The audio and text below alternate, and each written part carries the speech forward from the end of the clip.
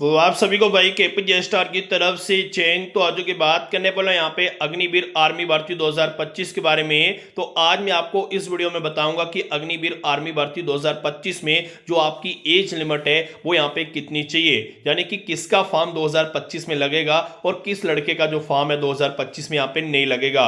वहीं बात करूंगा आपकी क्वालिफिकेशन के बारे में, यानी कि आपकी पढ़ाई के बारे में कि आपकी जो क्वालिफिकेशन है, जो आपकी पढ़ाई है वो यहाँ पे कितनी चाहिए। वहीं यहाँ पे हम नेक्स्ट बात करेंगे आपकी हाइट के बारे में, यानी कि जो आपकी लंबाई है। आप सबको पता है कि भारत के हर राज्य में अलग अलग जो आपकी हाइट है वो यहाँ पे अग्निवीर आर्मी में यहाँ पे मांगी जाती है। आपके एग्जाम की भी बात करेंगे तो सबसे पहले आप सबको पता है कि अग्निवीर आर्मी में आपका जो ऑनलाइन एग्जाम है वो यहाँ पे होगा। तो सबसे पहले हम बात करेंगे कि ऑनलाइन एग्जाम आप कैसे पास कर सकते हैं, कैसे आप घर बैठे अपने जो एग्जाम की तैयारी है वो यहाँ पे आज से ही शुरू कर सकते हैं। तो आप सबको मैं क्लियर बता दूं कि अग्निवीर आर्मी के एग्जाम की तैयारी के लिए हमारे पास यहाँ पे इंपॉर्टेंट क्वेश्चन आंसर के पूरे 40 पीडीएफ आ चुके हैं, जिनमें आपको 3500 प्लस क्वेश्चन विद आंसर मिलेंगे। लगभग भाई आपको हमारे इन 40 पीडीएफ में से अग्निवीर आर्मी के एग्जाम में लगभग आपको 70% जो क्वेश्चन है हमारे इन्हीं पीडीएफ में से आएंगे।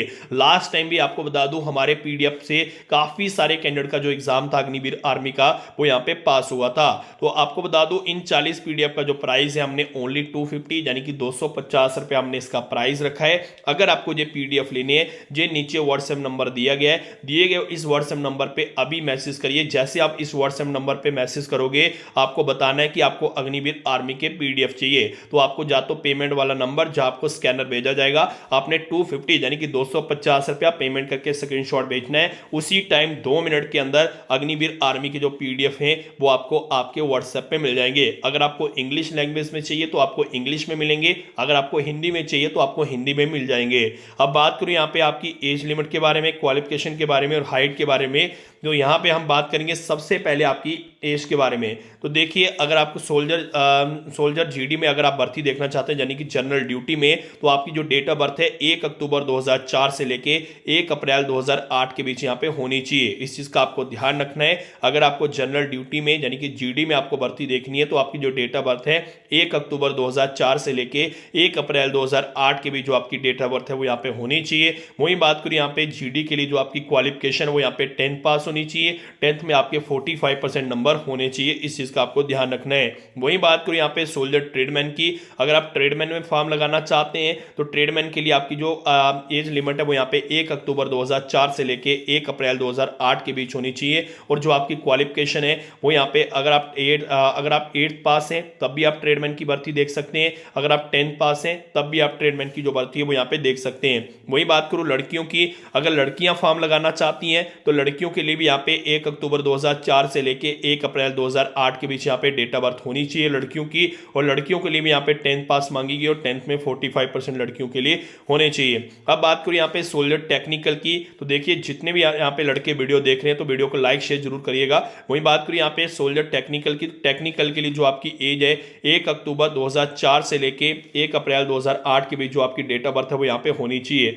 टेक्निकल के लिए जो आपकी क्वालिफिकेशन है 10+2 आपकी 12 पास होनी चाहिए। 12th में आपकी science, physics, chemistry, math and English आपके सब्जेक्ट होने चाहिए। 50% आपके टोटल मार्क्स होने चाहिए। हर एक सब्जेक्ट में आपके कम से कम भी 40% मार्क्स जो हैं वो यहाँ पे होना जरूरी है।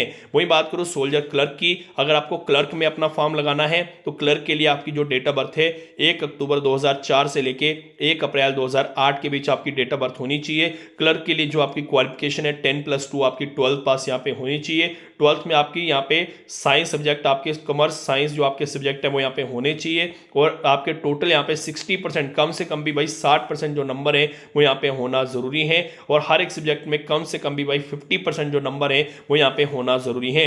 वही बात करूँ यहाँ पे सोल्जर एनए की, यानी कि नर्सिंग असिस्टेंट की, तो नर्सिंग असिस्टेंट में अगर आप फॉर्म लगाना चाहते हैं, इसमें जो आपकी डेट ऑफ बर्थ है 1 अक्टूबर 2002 से लेके 1 अप्रैल 2008 के बीच जो आपकी डेट ऑफ बर्थ है वो यहाँ पे रखी गई है। अगर आपकी इतनी डेट ऑफ बर्थ है तो आप यहाँ पे नर्सिंग असिस्टेंट के लिए अपना फॉर्म लगा पाएंगे। नर्सिंग असिस्टेंट के लिए आपकी 10+2 आपकी 12 पास होनी चाहिए। 12th में आपकी science, physics, chemistry, biology, English आपके जो सब्जेक्ट है वो यहाँ पे होने चाहिए। और इन सब्जेक्ट में आपके कम से कम भी 12th में 50% जो टोटल मार्क्स है वो यहाँ पे होने चाहिए। हर एक सब्जेक्ट में कम से कम भी आपके जो 40% मार्क्स हैं वो यहाँ पे होना जरूरी है।